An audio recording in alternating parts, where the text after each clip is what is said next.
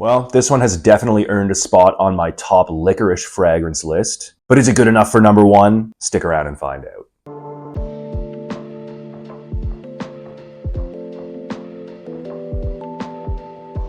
Hey guys, tonight it's going to be Verte, also known as Fièvre Verte by the house of Kilian. This is part of their liquors line, among other offerings such as Angel's Share, Roses on Ice, Apple Brandy on the Rocks. It's a pretty well-known line from a pretty well-known niche fragrance house. So this was released in 2021 as Verte.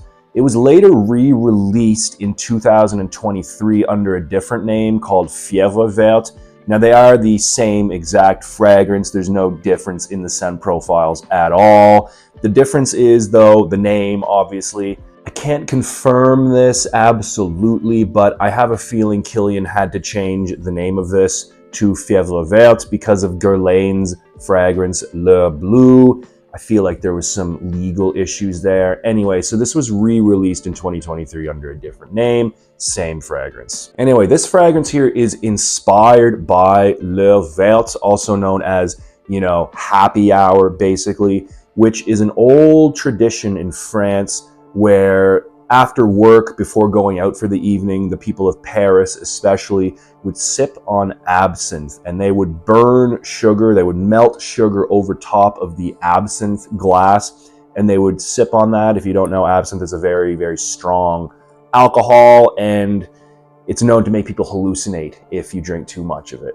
I don't know, I wouldn't know from firsthand experience, that's just what I've read. But yeah, it's a pretty interesting inspiration for a fragrance here, and very fittingly, it is placed nice and comfortably between things like Apple Brandy on the Rocks and Roses on Ice in Kilian's liquor collection. So let's get into the scent profile of this one. Right off the bat, I get some absinthe. So the absinthe in this one is minty, it's fresh, it's green, it's intensely spicy. It's also a little bit herbal. In the opening, the absinthe, it's going to be coming from a mixture of that wormwood, which is aromatic, herbal, but also some spicy aniseed. Now, without getting too nitpicky here, the aniseed, the wormwood, those combined are going to give you the smell of licorice. Most people would just know that as the smell of licorice, basically. Although in absinthe itself, the licorice kind of facet is mixed with other things, like I said. In the beginning here, we get those different nuances, so it's not just the licorice smell, but it's definitely playing a big part here in the opening, along with the other characteristics like I just mentioned. The next note I get is the straight up licorice itself. So it turns very bitter, it turns very salty. As the licorice note develops even further, we get a little bit of sweetness and some warmth as well. It's also rooty, it's a little bit sugary, and yeah, it gives you that characteristic sharp black licorice smell, maybe even with some like soft caramel-like sugary accords there as well. Never going too sweet now. I mean, if you're familiar with the smell of black licorice, you'll know that like there's a hint of something caramel-like or sweet in the background, but it's not actually a sweet scent. Anyway, love it or hate it, black licorice is a very distinct smell, and we definitely get a lot of it here. Next, I get some violet leaf. The violet leaf is going to give this an ozonic quality. So ozonic, it's like petrichor, or the smell before rain. It's a little bit airy. There are some watery components to the smell as well. Very interesting in this. Now, I also do get a distinct powdery note in this, and I'm thinking that's coming from the violet leaf. There is a definite powdery nuance to this. It almost smells like it wants to go in the iris direction without going all the way there. So we can say there's an almost iris-like powdery characteristic to the violet leaf in this one. And oh yeah, it doesn't really go gasoline-like the violet leaf in Dior Fahrenheit, for example. This is more so a slightly ozonic, vegetal, kind of watery, and almost powdery iteration of violet leaf here. Next, I definitely get some amber. There's a soft benzoinic, dusty, vanillic type of amber. There's also like a fullness to the amber in this, almost a gummy characteristic to the amber in this. Amber definitely noticeable, and it adds a nice soft backbone to the kind of sharp, kind of bitter, salty, very aromatic, very herbal opening of this fragrance here. The amber gives a nice soft vanillic warmth as well, although never goes cloyingly sweet like I find a lot of Kilian fragrances tend to do. This is a nice exception, let's say, from that Kilian rule of gourmand sweetness, and I really, really, really appreciate it here. This is an awesome fragrance, and it becomes even more awesome in the far dry down when we get some sandalwood. So the sandalwood in this is more so, I think, akin to the Mysore type of sandalwood, as opposed to the Australian type of sandalwood. So it's very soft, it's creamy, it's almost lactonic, but there is a definite woody characteristic to it as well. It's smooth, and there might even be like a lotion-like quality deep in the dry down of this, reminiscent of nice, good quality Mysore sandalwood. And oh man, does it ever smell amazing, that smooth woodiness in the dry down. Again, to counteract that kind of sharp, bitter, herbal quality that we get in the beginning. So altogether, if I could sum this up, it's a very licorice forward fragrance, very boozy, very licorice-like in the opening. But as it dries down, it definitely goes smoother, woodier, and amber-like. We get some of that sweetness from the amber, the smoothness of the sandalwood. Really interesting contrast between those softer, kind of warm, sweeter notes and that bitter, herbal licorice in the beginning. It's a really interesting fragrance. It's very nice. It's complex, very complex. And I think it's like equal parts fresh and warm. I think this is appropriate, honestly, for just about any season.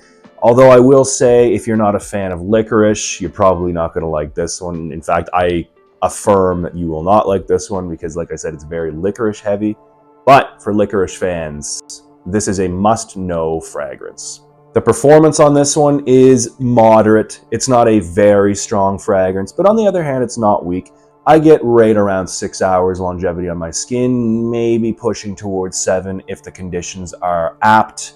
Also, I get maybe an hour and a half of elbows length projection, not the heaviest projector. But yeah, we could say that this is an overspray fragrance, meaning you can overspray this if you really want to. But I find that kind of just takes away from the classiness of this. I think this is a very classy scent. I think it's mature. I think there's a definite sophistication about this fragrance. I would love to wear this in formal settings. Although I think you could actually wear this in casual scenarios as well. There's just something about it. It's complex and sophisticated. I want to say it maybe leans a little bit more towards the formal direction. And in that case, I wouldn't want to just like spray it a million times on myself and go around, you know, so everybody can smell me, that kind of thing. I don't think that's too classy. But anyway, at the end of the day, you do you. Those are just my opinions. But yeah, we can say you could probably get away with overspraying this, especially if you're going to be in a more casual setting. Despite the fact that black licorice is a very polarizing scent, I have received a lot of compliments from this. It is actually one of my more complimented fragrances from my collection, believe it or not. I feel like a lot of people don't like the flavor of black licorice in food. So naturally they assume that they're not going to enjoy the smell. But I will say that the taste of black licorice and the smell of black licorice are totally different experiences. Just because you don't enjoy the taste does not mean you're going to dislike the smell. But yeah, it's a really, really, really good iteration of licorice here. Definitely one of my top 10 licorice fragrances. Unfortunately, a negative aspect of this fragrance is its price. It's quite expensive. The cheapest I could find this in North America is at Joma Shop for $175 US for a 50 ml bottle, and that is for a tester. Here in Europe, it's a little bit more expensive actually. Cheapest I could find it is for 210 euros at Parfum Dreams. So I would say this, I don't think it's worth that price, honestly. Definitely look for this at a discount. It does go on sale throughout the year, sometimes, you know, usually around holidays. So keep a lookout. I would not pay 200 euros for this. I would not pay 200 US dollars for this. But like I said, it does go on sale sometimes. Try to get it at a lower price if possible. Now, I don't mean to sound negative about the price because this fragrance is absolutely stunning. And if you are a Liquorice fragrance fan, this is one you absolutely need in your collection. So if you're trying to build a Liquorice collection like I am, if you're trying to, you know, maybe branch out and try more Liquorice fragrances and explore, this is definitely a great option for you. Maybe I wouldn't really recommend it to a, you know, younger fragrance collector, a fragrance collector with not a lot of experience, because at the end of the day, it might be a little bit of an acquired taste or smell.